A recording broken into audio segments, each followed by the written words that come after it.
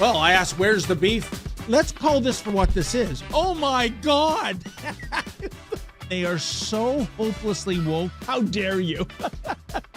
That is the intellectual capital of the left today. Give me a break. You are now watching the Daily Roundup. Oh, hi, everybody. Ezra Levant here at our world headquarters in the Greater Toronto Area. And joining me via Skype is our friend Tamara Ugalini. Tamara, how you doing today? Hey, Ezra. I'm doing well. And how about you? Oh, I'm doing fine. There's so much going on. I can't even believe it. Last I heard, today is the day that Donald Trump was going to be arrested. Now, I've had my head down doing things for a couple hours. Has it happened? I understand they had a negotiated arrangement that they're not going to handcuff him. They're not going to have the photograph, when you face the camera and then turn left. They're not going to do that to him. It would be pretty much ridiculous if they did. Everyone knows his name. Everybody knows his face. He's not going to run anywhere. But I think it's the end of an era of judicial independence in the United States, the end of an era of the rule of law. Because if they can arrest and prosecute a former president for something completely unrelated to his work as president, for really an accounting issue regarding a payment to a stripper who signed a statement saying, no, I didn't sleep with him and no, the money didn't come from him. Even if that's false, I don't even care. If they can prosecute a president for that, they can prosecute a president for anything. And why wouldn't Republican DAs go after Hillary Clinton for real things like deleting tens of thousands of emails, for having a private server, for having the Clinton Foundation where they pocket tens of millions of dollars from foreign government? Why wouldn't they go after Hunter Biden and what they find there go after Joe Biden? Why wouldn't they go after Obama for his dealings with the Russians? Remember when he said to Medvedev, tell Vladimir that I'll have more flexibility after the election. I mean, why wouldn't a Republican prosecute any and every single Democrat, and Democrats prosecute every Republican? And soon we have a lawless kangaroo court America. And not surprisingly, the Democrats started it. I'm worried that this will bring the administration of justice into disrepute, but it's also going to start an arms race of prosecuting the other side. What do you think? Yeah, I think you hit the nail on the head there, Ezra, that this is a very clear weaponization of the judicial system to really use it against any sort of political opposition. I mean, this is the non-disclosure agreement, which is being touted in the media as hush money, right? So it's funny the way that words can also be weaponized against political opponents, and they are very clearly doing so, using the media as their sort of state-backed lapdogs. But there are so many details and nuances here that have just been hidden from the public. Not hidden, but they will be unsealed today, I suppose, when the indictment happens and this so-called arrest, which sounds more like it's just going to be an appearance. And I imagine that the Democrats are pretty upset that they're not getting their mugshot. I think that this whole debacle and spectacle was really generated to get that mugshot, to get that clickbait. And look, we have him. He's cuffed. He's getting his mugshot done. He's getting his prints. And they're not getting that satisfaction that I think was kind of par for the course in this witch hunt, really, this political witch hunt. They couldn't find anything else. So here they are, coming up with a bunch of misdemeanor charges, trying to have it escalated. And still, we don't have all of the details on the indictment itself. And all of the alleged misdemeanors are really unclear. So I guess we'll find out more hopefully today. I mean, this is going back last week, and I think even prior to. And so it's just been continually dragged on and out. And as that happens, I think that the support for Trump just gains traction. I think that the media has cried wolf so often. Oh, Russiagate. We've got the proof that he was in collusion with the Russians. Oh, his tax returns. All we need are his tax returns. And we'll show that he broke the law. Well, at the end of, after spending, $100 million on the Mueller investigation to Russiagate, there was nothing there. they leaked or they grabbed his tax returns after he fought that for years. There was nothing there. How many times have they said the walls are closing in on him? Michael Avenatti and Stormy Daniels have him on the run. Well, actually, it's Michael Avenatti that's in jail now. And I think it's good that he didn't get a photograph of him in handcuffs, because Donald Trump's appeal to Republicans and to Americans in general is, I'm a winner. I'm going to win so much. You're going to be sick of winning. We're going to win. We're going to succeed. I can get it done. Having a picture of a man in handcuffs would make the Democrats squeal with delight and would send a shocking image around the world. But it's not in Trump's interest. I think that everyone knows that he is being vilified and picked on by the system. And that's a problem when you see FBI agents cheering, past FBI directors, senior FBI officers like Peter Strzok, James Comey cheering all this. They feel good cheering it, but don't they know that half of Americans now think the FBI, the CIA, the deep state, the attorneys general, and even the police, don't they know that they no longer think of those institutions as for all Americans or neutral, but they now say, okay, so you're a cop, you're FBI, you're a DA, you are a hostile partisan enemy. I can't pretend that you're on my side. Why should I be on your side? I think this has done, I mean, who knows? Maybe this will finish off Trump. He already lost the last election, and he's getting a little long in the tooth for a run in 2024. But hasn't the enduring damage here been damage to the institutions? And I think it'll take a generation for people to trust those institutions again. What do you think? The lack of impartiality is something that we've kind of seen happen all across democratic nations, but primarily in the West. And it's really been heightened and highlighted by the COVID narrative and all of the nuances that have come along with that. So snap elections, political interference, electoral interference, all of these things are really starting to cause a groundswell of general public distrust in all levels of government, our institutions, which are supposed to be impartial and neutral, as you said. And it's really starting to boil to a head. And I think that this is just further evidenced by this witch hunt against Donald Trump for something that many politicians engage regularly in and are never prosecuted criminally for. I mean, look at Justin Trudeau himself. He's supposed to have this non-disclosure agreement with a minor. It's called a non-disclosure agreement. No one's ever referred to it as hush money, which, I mean, maybe it's conflated.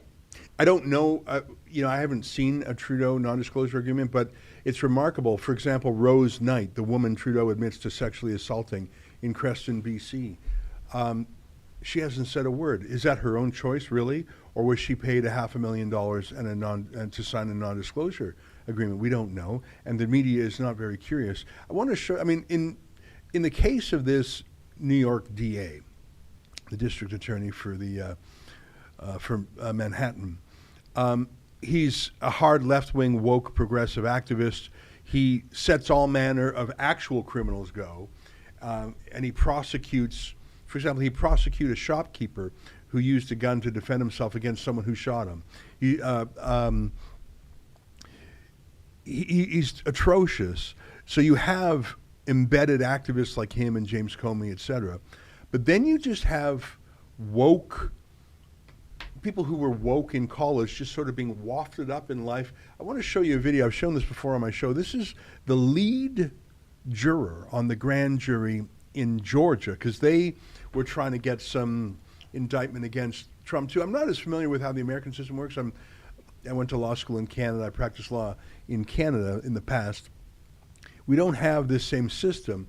I think a DA has to convince a certain group of jurors to press charge. I don't know how it works, but so this is a lay person, but this was the lead juror on the Georgia grand jury that was going to subpoena Trump. I just want you to see, and by the way, it's completely illegal for her to go public and yap about it. But look at the kind of person, and I guess they had a grand jury in New York full of these people, Take a look at this. This is someone who said, yep, I want to prosecute Trump, and here's why. Take a look. Personally want to hear from the former president. I wanted to hear from the former president, but honestly, I kind of wanted to subpoena the former president because I got to swear everybody in. And so I thought it'd be really cool to get 60 seconds with President Trump of me looking at him and being like, do you solemnly swear? And me getting to swear him in. I kind of just thought that would be an awesome moment. Personally. That is literally the head of the grand jury in Georgia. I mean, having too much fun? Yeah. A tourist in the legal system? Yeah. A pawn in a partisan DA's attempt to get Trump? Well, in New York City, they had a grand jury that said, yeah, let's go after Trump. And that's the thing. I think you have blue state justice and red state justice. If you are a Republican, if you're a conservative, don't get charged in Washington, D.C. or Manhattan or Chicago or L.A. You will not get justice. How many January 6th rioters, and we saw the imagery, once they were inside the Capitol building, they were actually meanderers who were being led around by police. They were, you know, how many of those people have been languishing in solitary confinement for, 2 years now? And there's no chance of a fair trial. There's no jury, no judge. I think that you pump enough radicalism into law schools, that's going to take 5, 10, 20 years to work its way through the system. But you now have radical woke judges, let alone prosecutors. And I weep for the rule of law in America. Anyhow, I want to move on from the Trump thing, Tamara, because I don't know how much news there is other than I understand that he actually did go through the process earlier today. And I don't propose that we attempt to give live coverage to it. I don't think we're equipped for that. But I did want to talk about it because I see it as a dangerous trend. But there are other things I want to talk about. Let's hop to the other side of the world. Avi did a TikTok on this. Efron, I don't know if you want to grab Avi's TikTok or if you just want to use the New Zealand Prime Minister clip that we ran. But Avi did a great banter back and forth that you can find on his TikTok vid. But I'll take whichever version. Yeah, that's it right there. Can you put that online? This is just great. This is a question that every single person knows the answer to. I think 2-year-olds know the answer to this. So if you're 30 or 40 or 50 and you don't know the answer, it's not, you're lying. So it becomes sort of a lie detector test. Every single human being knows what a woman is. So when you don't answer or say you don't know, you're not showing you're smart. You're showing that you're a liar. And why would you lie? Because you are so scared of telling the truth. It's a fascinating lie detector test. Look at this, and Avi does a great job here. Take a look. You will not believe the toughest question New Zealand's caretaker Prime Minister has received so far. How do you and how does this government define a woman? To be honest, Sean, that question's come slightly out of left field for me.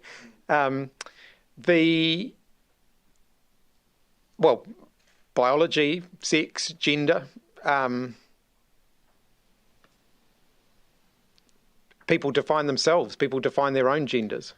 That doesn't really answer the question. Let's try that again. I'd ask again, how do you define what a woman is? Well, I think as I've just indicated, I wasn't expecting that question, so it's not something that I've, pre-formulated an answer on. If you need to pre-formulate an answer to what a woman is, you should be running a country. Try attending kindergarten. Not kindergarten in today's schools, though. They are teaching them that, gender is this social construct and we have to denounce the stereotypes of them. If you go to kindergarten here in certain provinces in Canada, you may not be taught the difference between a man and a woman and what constitutes a woman. And I don't think that it is a biologist that needs to define a woman. Like you said, Ezra, anyone can define what a woman is, and it's an adult female. We have, various physical, etc. differences than men. And the refusal to acknowledge that is just absolutely absurd. Every day, I can't believe that we are here and that we have people, as Avi said, running a country who is too afraid to simply define what a woman is. Yeah. You know, you're so right. Here I am. I'm 51, so I'm laughing. Ha ha, everyone knows but you are so right. That would be like saying everyone knows who Jimmy Carson was. No, not if you're under 40. Oh, well, everyone knows Benny Hill. No, not if you're under 50. You know, so here I am laughing about it, and Matt Walsh of the Daily Wire, who's done important work on this, he's got to be late 40s. If you are in school today, it wouldn't be a lie detector test. It would be a memorization test. Can you regurgitate the bafflegab that your teachers told you about what a woman is? Chris Hipkins, the new New Zealand Prime Minister, he looks like he's around 40, would you say? So he knows, and he's lying. But you are exactly right. If you were to ask high school kids or college kids, they would not give, they probably would know, but they would be so terrified of giving the wrong answer, they would just regurgitate what their teachers told them. And that's if the teachers would tell them at all. The curriculums have been so radicalized by these diversity, inclusion, radical social justice warriors, because that's what they are. For some school boards, I've been searching out who the policy advisors are on a lot of the curriculum that's been coming down the pike in the last few years, and namely in Ontario, because that's where I'm located. But a lot of these diversity, equity, inclusion advisors self-describe themselves as social justice activists. Like they're not even hiding their political leanings. And these are the people who are advising entire school boards on policy, how to institute human resources, change checks and balances, bring in what are called supplementary materials. So we see a lot of very highly sexualized, even at times pornographic content materials being readily accessible to children in elementary school, in their libraries, in our public libraries. This is going, the politicization of school, and as we just talked about with Trump, the politicization of the judicial system. This is becoming a slippery slope of lack of neutrality, lack of impartiality, and people with clear political agendas are infiltrating, and arguably have been for decades, these systems and undermining that very neutrality that used to garner the trust of the public. They're no longer institutions that we can say, oh, that's where you go to learn your ABCs and your 1, 2, 3s. No, that's where you can also go to learn radical ideologies that are based on theories instead of actual facts, as the facts, like learning ABCs and 1, 2, 3s, are completely disregarded for preference to this one-sided narrative under this umbrella of being inclusive and tolerant. And as we see more and more protests and public, sort of the silent majority, as I like to call them, coming forward and denouncing many of these trends. These people who claim to be inclusive and tolerant are, in fact, the exact opposite, right? It's like Antifa being anti-fascism, when in fact they use fascism to just silence any of their opponents and anyone who may disagree with them. I want to whip through a few more news stories. I mentioned Chris Hipkins because he's at least the acting Prime Minister of New Zealand. There have been two young World Economic Forum leaders who have recently exited politics, and I think the world is a better place for it. One is Jacinda Ardern, the former Prime Minister of New Zealand. You just saw her successor there, who can't define a woman. Jacinda Ardern was absolutely atrocious. She probably had the most brutal lockdown in the Western world. I don't think we properly covered it, because New Zealand became a bit of a hermit kingdom. You couldn't get in or out. They were extremely censorious. You might know they kept our reporter Avi Amini out of the country. Like they literally banned foreign reporters from reporting on how bad things were. So that's Jacinda Ardern. I got something to say about what she's up to next in a moment, but I want to show you one of the worst leaders in the world was another World Economic Forum acolyte named Sanna Marin, if I'm pronouncing that right, and she was the Prime Minister of Finland, and she just got booted with the biggest boot you ever did see. She was the worst. She was not woke like AOC. She was much more controlled. She was just a pure World Economic Forum Davos robot, and just trounced in the last election, completely thrown out. I want to show you how I'll always remember her as a empty-headed, irresponsible, drunk raver. And I'm not saying you can't have fun in life if you're over 30, or you can't have fun in life if you're a prime minister. I am saying that if you're a serious person who, for example, is voting to ally your country with NATO, I don't know how wise it is for Finland to give up decades of neutrality and join NATO when it's right next to Russia. I don't know if that's wise. I don't know enough about the subject. I know that Finland has been invaded in the past by Russia, and by the way, they fought Russia very boldly, but I feel like this woman is not only reckless and unserious, but open to blackmail. Take a look. Here's one of many videos of her just at a rave. Take a look at this.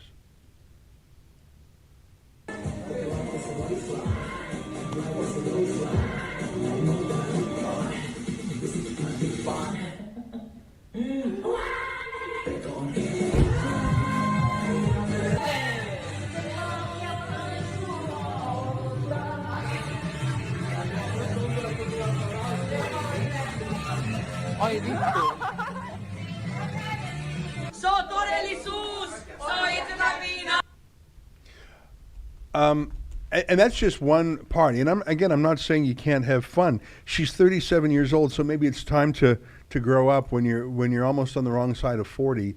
And she's an attractive young woman hitting the nightclubs, going to raves in private residences. There's other. I won't get into all the party videos of her. And this is not my way of saying I don't like people having fun or I don't like parties. But when you are the prime minister of a country that is joining NATO, that is bellicose towards Russia, that's implementing a very strident globalist agenda, maybe come across as serious. I wonder how many Finns kicked her out and put in place instead a conservative-leaning government, partly in response to her total lack of seriousness. And I don't think it's enough for a young woman to say, oh, you're just against me having fun, or you're just against me being a young woman. I don't think so. Golda Meir, Indira Gandhi, Benazir Bhutto, Margaret Thatcher, I suppose they weren't 37. Well, actually, let me check. How old was Margaret Thatcher when she was first elected? She was born in 1925, Margaret Thatcher. Let me write that. I'm going to do some quick math here. And she was in office as PM in 1979. So she was 54 when she became PM. But she was a leader of the Conservative Party in 1975, so she was 50. And where was she? An MP.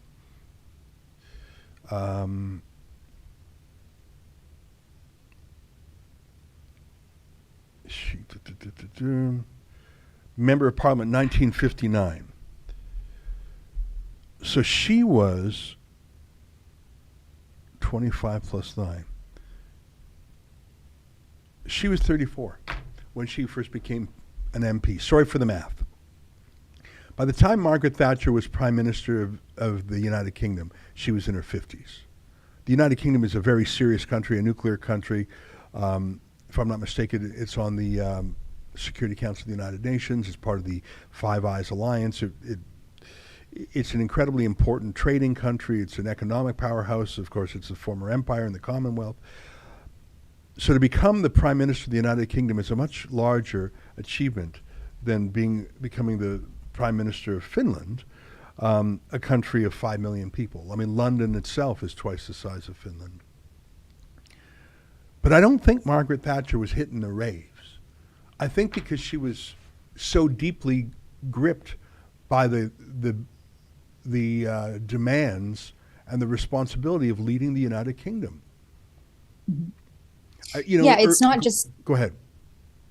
Well, I was just going to say, it's not just a lack of seriousness. It's about upholding professionalism and being that a public leader, right? You're trying to lead a nation, especially through some tumultuous times. So I'm relieved to hear that Finland's, taken that sway, that they are doing away with this woke nonsense that is more focused on, having fun and being unserious and lacking that professionalism that's needed to be a reputable leader. No one had any good, there's not great historical context there for leaders that took to partying, very primarily delegating their duties or neglecting their professional duties. Yeah. I mean, I think the media party loved it. The World Economic Forum loved it. I think of course. Ideological fellow travelers liked it. And I think feminists said, yes, slay queen. But I just don't know if that's a serious, if that's how the head of a NATO country should be in heavy times of war. I don't know. Jacinda Ardern is also out, and she quit. She wasn't thrown out by voters. I think she was about to be thrown out. She is just as bad as Sanna Marin, in some ways worse. New Zealand, I mentioned Finland's got about 5.5 million people in it. New Zealand is, let me just check the population of New Zealand. It can't be much bigger. In fact, it's a little bit smaller. So being the Prime Minister of New Zealand is like being the mayor of Toronto. Looks like there's about 5 million souls in New Zealand. So Jacinda Ardern and Sanna Marin were prime ministers of countries, but if they were in North America, it would be like the mayor of a big city. And I'm not downplaying it. I mean, it's an important job in that country, and you do have a seat at the table of nations.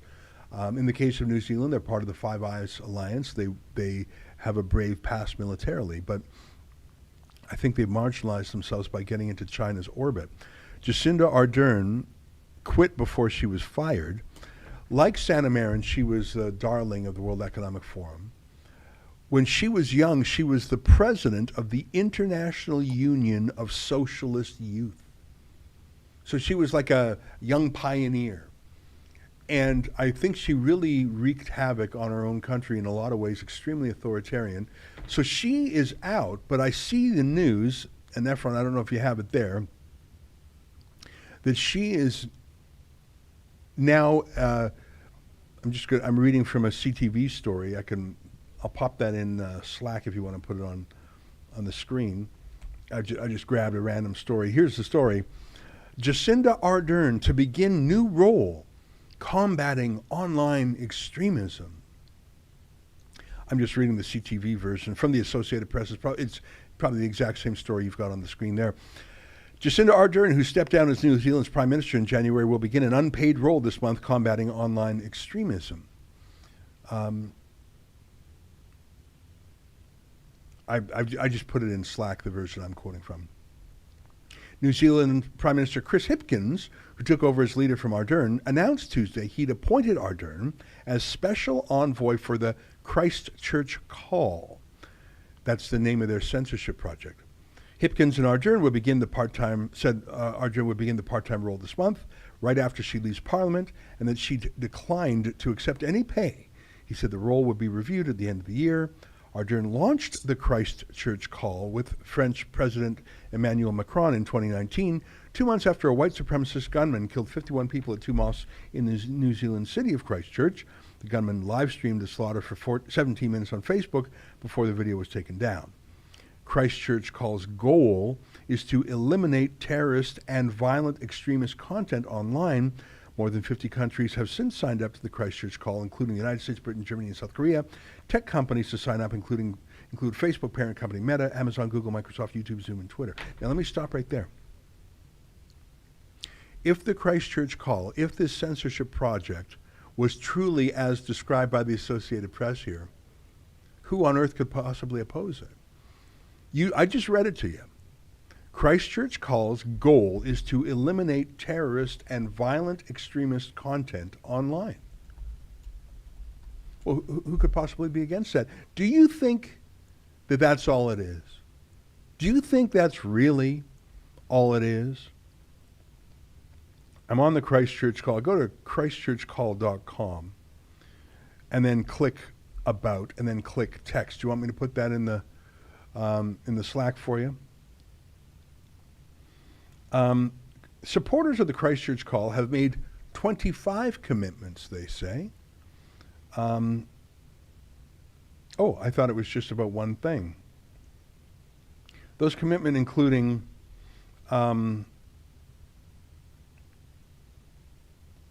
it's censorship. Now, obviously, I'm against terrorism. I think terrorism should be censored.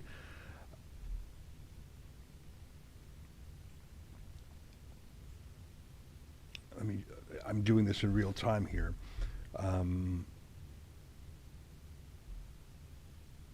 You know what? I should have prepared. I just thought of this as we go. But let me tell you, it is much more than just against terrorism. If it was against terrorism, it would be open and shut. It would already be done by now. What it is against is political dissidents and contrarians. It was really the precursor to what is these days called misinformation and disinformation, things that would pit people against the establishment narrative. If the Christchurch Call were truly just about shutting down terrorism, you wouldn't need the former president of the International Socialist Youth to lead it. It would be led by Interpol. It would be led by police, by the New York Police Department and other anti-terrorist groups. That's not what it's about. You don't have the most censorious authoritarian Prime Minister of New Zealand going to do a policing job. She's doing a word policing job, and I'm sorry I couldn't find it faster as I was scrolling through it on the internet. So yeah, Jacinda Ardern, she wrecked New Zealand, got out before they threw her out, and now she seeks to evangelize the world with her censorship. Justin Trudeau doesn't need any lessons from her, though, Tamara, does he? I think he's well on the way to censor Canadians on his own, with or without the Christchurch Call. Yeah, that's right. Actually, I think I pulled up a point here on the Christchurch Call, and one part, they say they want to develop effective interventions based on trusted information sharing about the effects of algorithmic and other processes to redirect users from what they say are terrorist and violent extremist content. And so again, this is all open to their interpretation and their definition of what that means and what those words really constitute and what they are.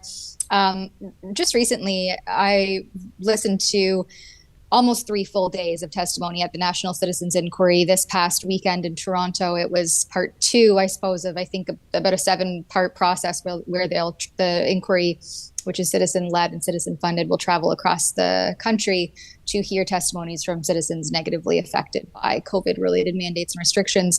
One of the testimonies was by seasoned veteran journalist Rodney Palmer, former CBC, CTV News. He worked very heavily in the mainstream, investigative journalist, many foreign missions, including covering the SARS epidemic in I can't remember where exactly. I think it may have been China, but anyway, don't quote me on that. And he shared a really compelling testimony about how the CBC, so in Canada, our state broadcaster essentially was what they've been turned into, how they have been part of this trusted news initiative. And it's a collective agreement between governments and their state broadcasters. And they really focus on propaganda instead of news gathering, right? So it's no longer about gathering facts and data and independent experts, but it's rather about towing the line of whatever the government and throughout the COVID narrative, what public health wanted you to believe. And so it's about trust and garnering trust, not about truth.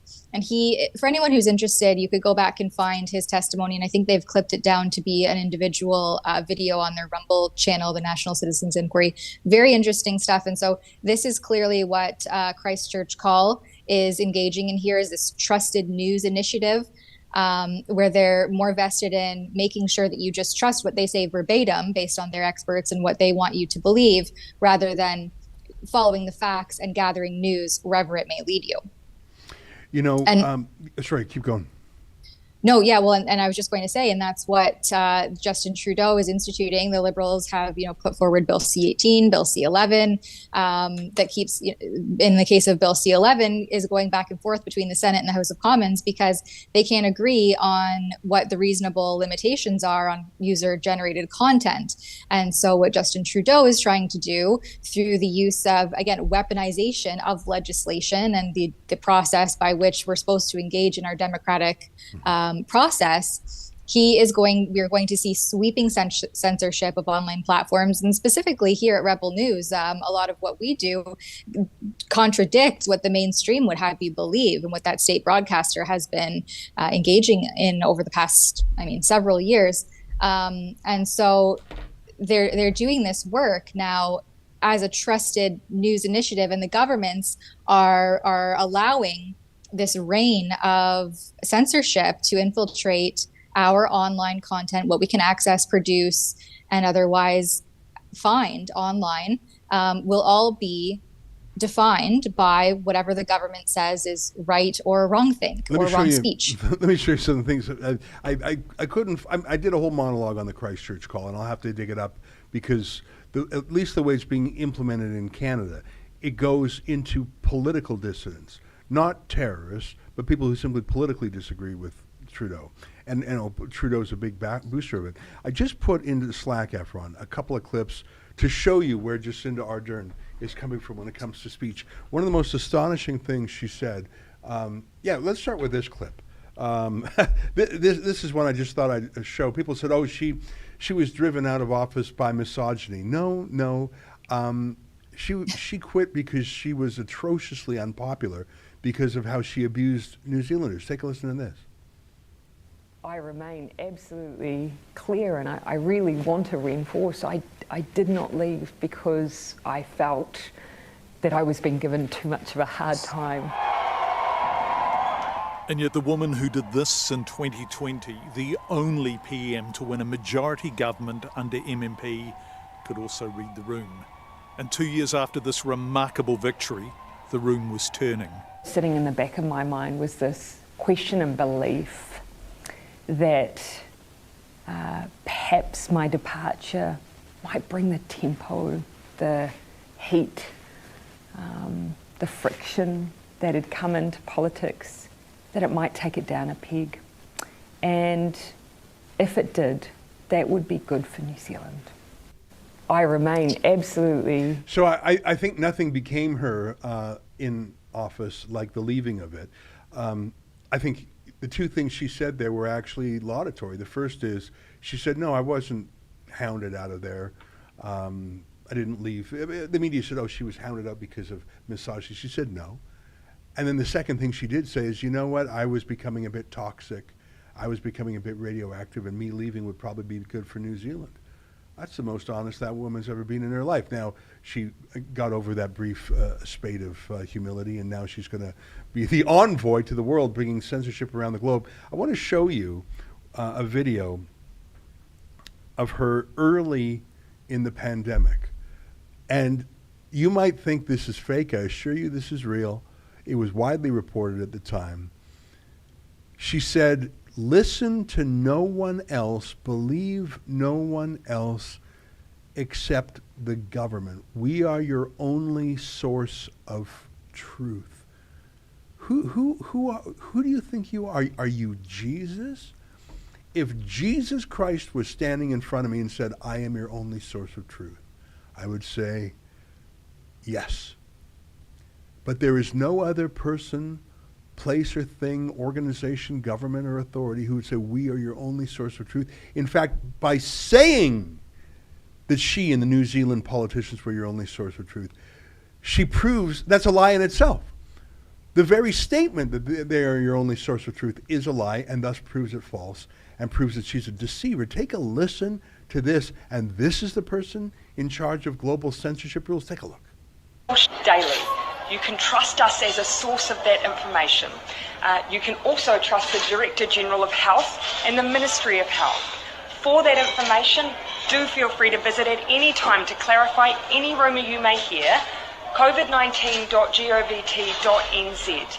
Otherwise, dismiss anything else. We will continue to be your single source of truth. We will provide information frequently.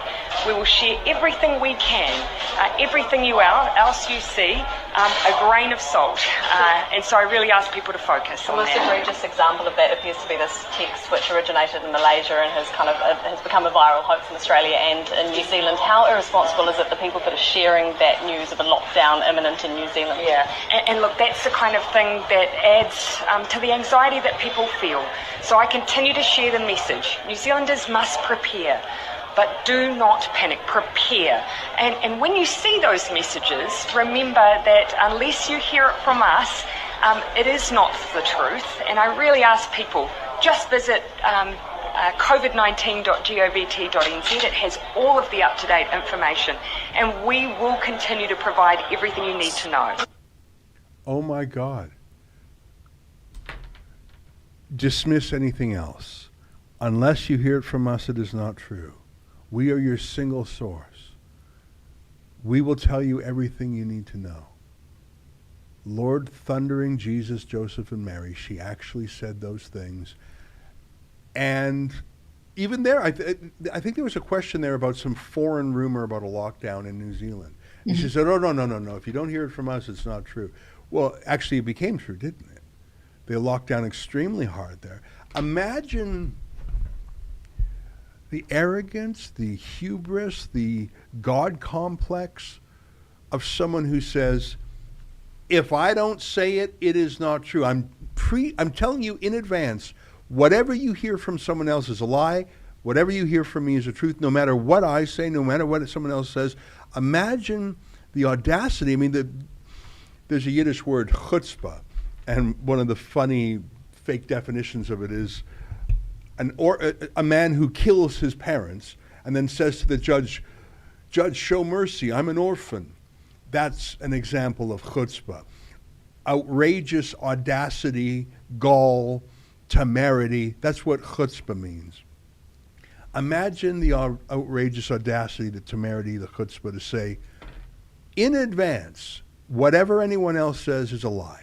In advance, whatever I will say in the future is true. You should not listen to anyone else from me.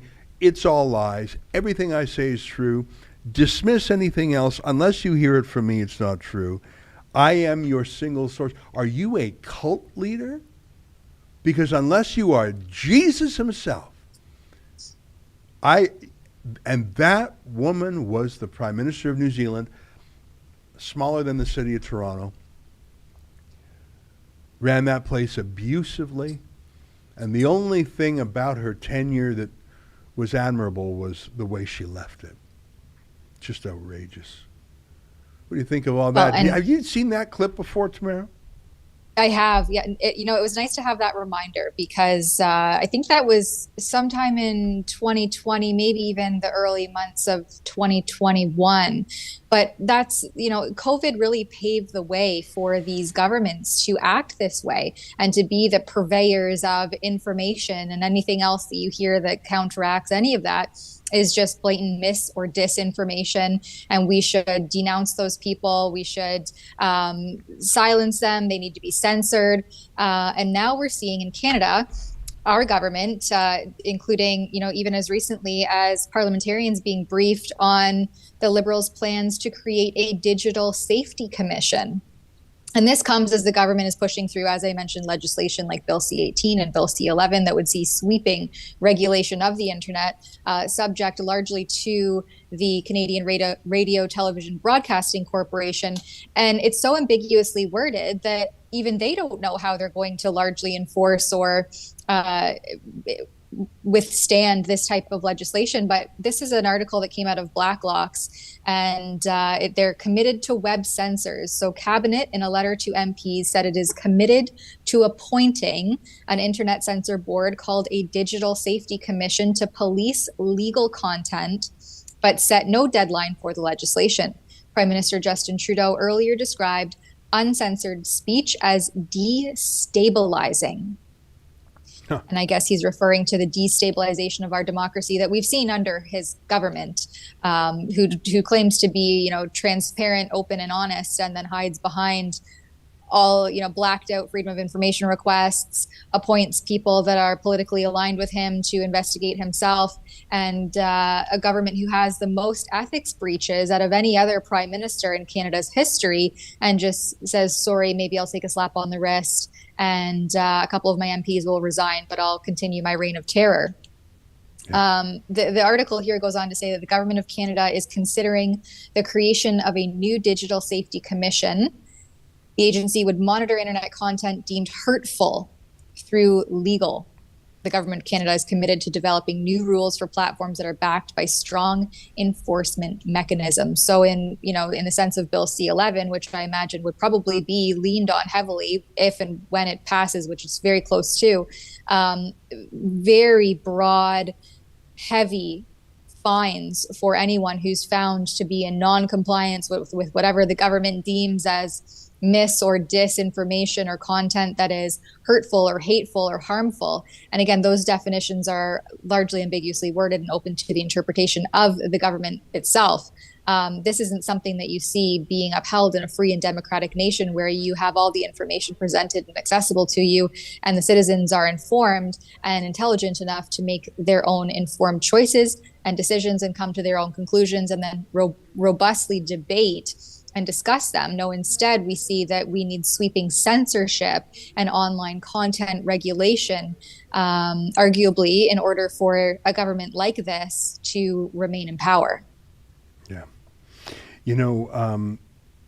Justin Trudeau has 4 bills either in the House of Commons or the Senate or about to be introduced. 4. To censor the internet. He's obsessed with it. Like I say, he doesn't need any lessons from Jacinda Ardern. He's got Bill C-11, which regulates the internet, puts it under control of the CRTC. Bill C-18, called the Online, one's the Online Streaming Act, the other's the Online News Act. It will regulate Facebook, Google, YouTube. Bill C-36, which was introduced and died in the last Parliament, which will be reintroduced, has fines of up to $70,000 for people who say hurty things online. And then the final one, called the Online Harms Act, which hasn't been introduced yet, but a backgrounder has been published, would, like you say, criminalize lawful but awful commentary. I want to show you something I was referring to with the Christchurch call. I found it, and I sent it to you in Slack there, Efron. It's a global news story called Canada Considering Forcing Social Media Companies to Remove Extremist Content. And this was after the Christchurch terrorist attack. But look at the difference in wording. So they're quoting Ralph Goodale, who was still in government at the time. I'm just going to read it. Let me read a bit. I'm going to whip through this really quickly. So this is 4 years ago now, 3 years ago. Canada is considering whether to force social media companies to remove hateful and extremist content online. Okay, hang on. What happened to the terrorist part, the violent part? When I read the Christchurch call, it said violent terrorism. Of course, I'm for banning that. But hateful and extremist, what does that mean? This comes after a spate of terrorist attacks in New Zealand, Quebec City, etc. We will look at that very, very carefully, said Public Safety Minister Ralph Goodale. This has been a subject of discussion among ministers at the Five Eyes meetings, that's Canada, Australia, New Zealand, US, UK, where ample discussion has been held on how we encourage the social media platforms to move quickly and efficiently to deal with toxic communications like this, and that incite violence and hatred and obviously do great damage to social cohesion. Okay, so incite violence or incite hatred, because you said this was about terrorism, and now you're just talking about hate, which is a human emotion. If you go on, you see this elision routinely, that they throw in two things that everyone hates. Every respectable person hates terrorism and child pornography. So whenever you see internet censorship, they lead with, we're going to get rid of child pornography, we're going to get rid of terrorism. And I'm like, all right, that sounds great. But then, when you look at the details, and I won't go deeper into this story right now, you say, oh, but it includes extremist ideas, hatred, toxic. Well, okay, what's that? Who defines what toxic is? Disinformation, misinformation. Okay, whoa. You said this was about terrorism and child pornography, and I agree, let's ban that, but now you're sneaking in catch-all words that cover literally everything you don't like. You demonize anyone against you as misinformation, disinformation, hateful, bigoted, toxic. These are just insults. Toxic, that doesn't even have a meaning. Like a toxic chemical, maybe I would understand, but a toxic, what does the word toxic have to do with word? I know what terrorism is. There's a legal definition of it. I know what child pornography is. There's a legal definition of it. What is hateful communication? Well, that's easy, actually. It's anything that Justin Trudeau hates. So what you see there, and I was trying to prove it, and I was just doing it on the fly, is that the kind of censorship bills that Jacinda Ardern and Justin Trudeau were promoting they're stowaways.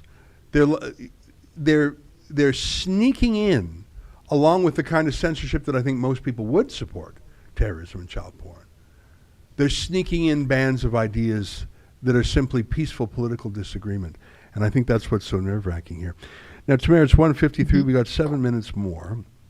Got a list of interesting things to talk about. You go ahead.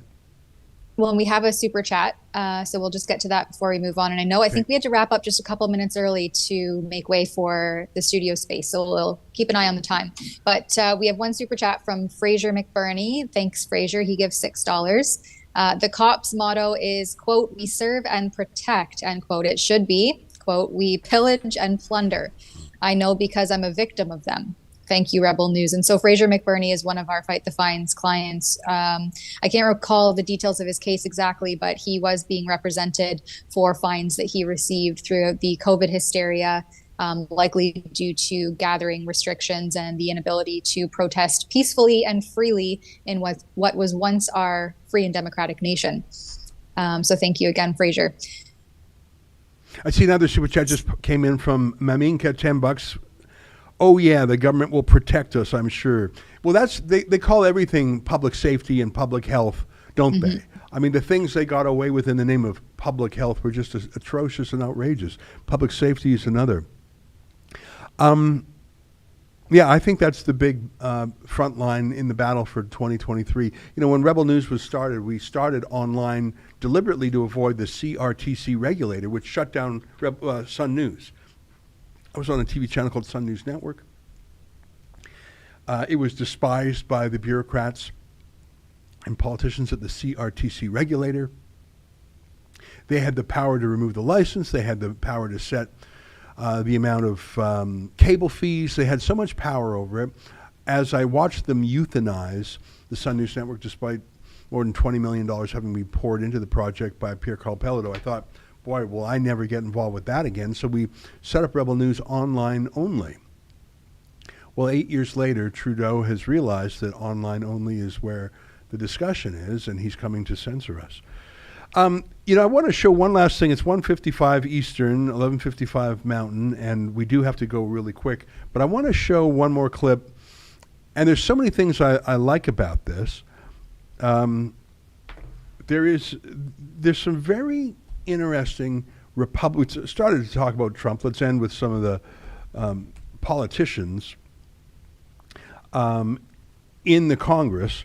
I just want to get her name exactly right. Marjorie Taylor Green. Marjorie Taylor Green is a congressman from Georgia, if I'm not mistaken. And she's really hard line. She's really tough. And she's tough physically. I've seen her do pull-ups or chin-ups. Those are hard to do, by the way. Like, she's a tough woman. She's a tough talking.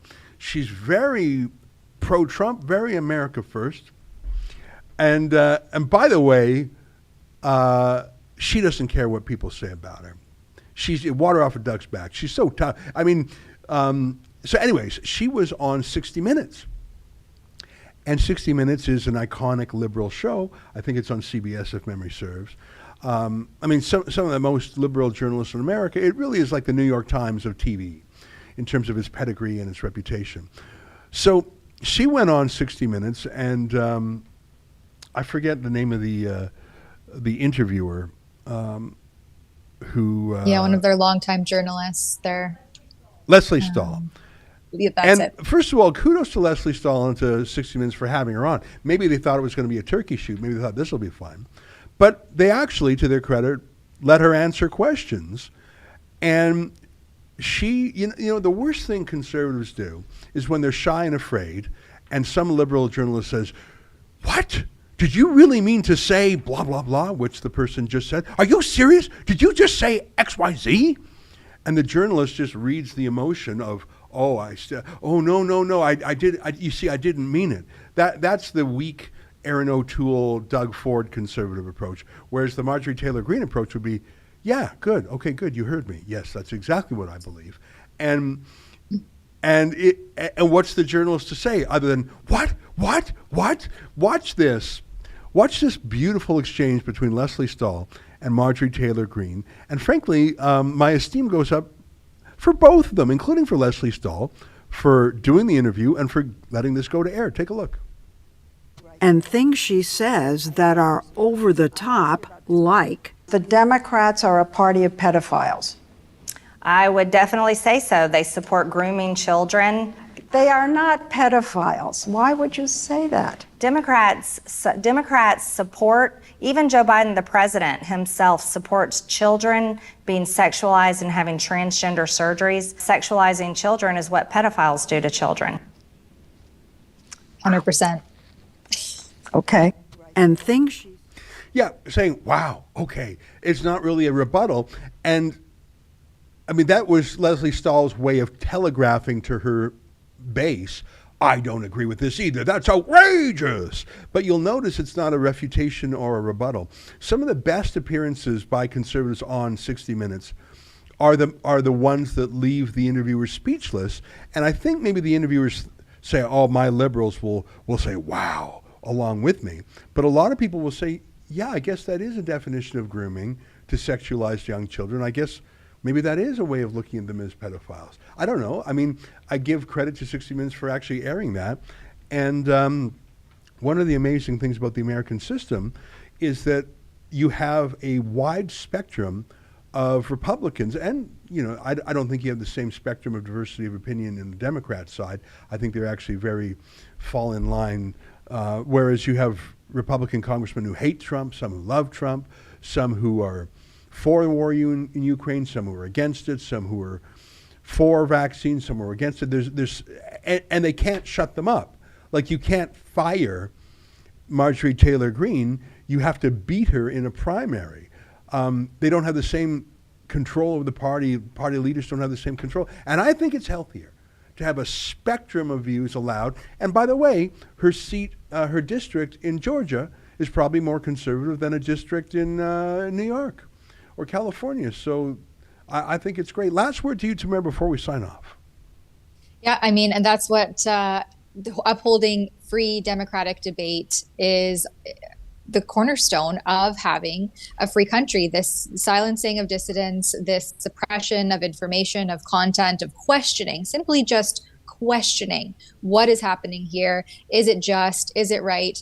I think that it is a slippery slope into authoritarian abyss rather than upholding that cornerstone of free and democratic nation. We need to engage in robust debate and leave ideas and thoughts to the public arena, bring them, and then we will debate them and decide. The other way is, you know, we can just look to history to see how that ends up. So Thank you, Ezra, for your work on this file and ensuring that we can continue to follow the facts wherever they lead and bring independent media to our country and arguably also to the globe. Right on. Well, thanks for those kind words. And it is a team effort, and we will continue to fight for freedom, and we will resist these 4 censorship bills with every ounce of effort we can. Tamara, great to see you. Thanks for taking the time. To our viewers at home, thank you very much. I'm going to go and party like Santa Marin. I'm kidding around. Godspeed. I've got some other work I'm going to do. I'm going to interview James Lindsay, the anti-critical race theory guy, the anti-woke guy. I really like. He's so smart. Going to interview him. And we've got some great interviews. By the way, folks, if you don't know, I have a show every night at 8 p.m. Eastern Time called The Ezra Levant Show. And it's $8 a month. You can go to rebelnewsplus.com, sign up. And every weeknight, I do a monologue. I interview a guest. I read my viewer mail, fan mail, and hate mail. And